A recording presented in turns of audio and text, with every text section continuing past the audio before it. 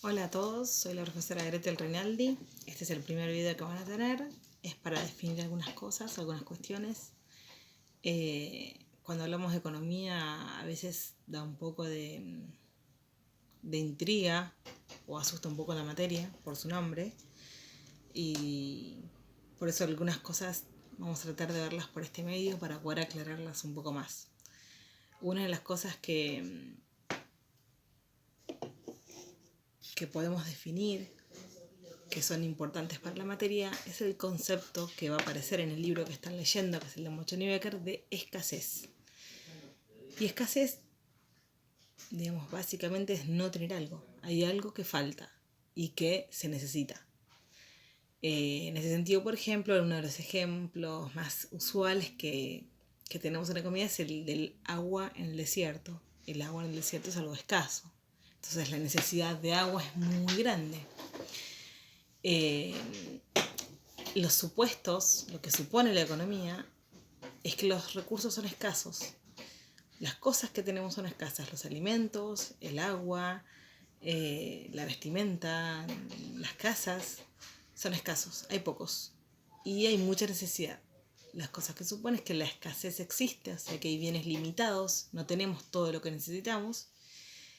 Y las necesidades de los seres humanos, para la economía, se consideran infinitas. Siempre podemos necesitar algo. Hay algo que siempre va a faltar de alguna forma. En ese sentido es que arranca el libro de Mochoni Becker a definir algunas de las cuestiones y después empieza a hacer algunas preguntas y las responde también. Pero el concepto de escasez es muy importante para nosotros y el de necesidades también. Ahí podríamos esbozar una primera definición de economía que es la administración de los recursos escasos. Son las actividades y las acciones que el hombre puede hacer para administrar sus recursos y que le alcancen. Entonces el hombre, ¿qué hace? Extrae, recupera, produce, distribuye, comercializa, recicla, utiliza. Un montón de acciones que podemos poner en un montón de verbos, que son las cosas que hace el hombre para que estos recursos que son escasos alcancen para la totalidad de los hombres. Digo hombre sin tratar de ofender hombres y mujeres, por supuesto. Entonces, acá el libro se mete en esto y trata de definir estas primeras cuestiones. Lo importante es que puedan comprender este tema de la escasez, que es cosas que no tenemos, y la necesidad, ¿sí? Esos serían uno de los primeros temas del libro. Después, si continúa la lectura, habla de los factores productivos, que son las cosas que tenemos para producir. ¿Qué tenemos para producir? Y yo puedo tener una porción de tierra, puedo tener una máquina, puedo tener algunos insumos, ¿sí? Y después tengo lo más importante para la economía, que es mi fuerza de trabajo. Hoy, por ejemplo, yo como docente, mi factor productivo principal es mi habilidad para dar clases o el conocimiento que yo tengo. Ese es mi factor trabajo. La capacidad de poder trabajar, las habilidades del hombre sobre el factor trabajo. Después tenemos el factor capital, que puede ser el dinero o algún otro recurso que se puede convertir en dinero. Y después tenemos la tierra u otros factores que todos pueden entrar dentro del capital, porque la tierra se puede vender. Eso es lo que Mochon llama el equipo, ¿sí? Después están las reglas del juego, y ahí él pone un montón de reglas, que les pido que las lean, que las indaguen, que me hagan preguntas, que usen este espacio para preguntar. Estas reglas vuelven sobre lo mismo, sobre las necesidades y sobre qué hacemos para satisfacer esas necesidades. Y después tienen el intercambio y algo que se llama mercado, que ya vamos a definir mejor, pero por ahora lo dejamos ahí un poquito en stand-by. Y un tema que quería yo incluir en esta pequeña cortita explicación es el tema del Estado. Cuando definimos cómo distribuir los bienes y cómo hacernos de aquello que necesitamos, bueno, hay un montón de escuelas, de formas de pensar, de enfoques, de ideologías que se cruzan. Y acá tenemos problemas. Acá empieza lo lindo de la economía. ¿Por qué? Porque algunos van a decir que yo pongo mi fuerza de trabajo, recibo un salario y con ese salario voy al mercado y compro los bienes que necesito. Y todos los seres humanos tenemos que hacer eso.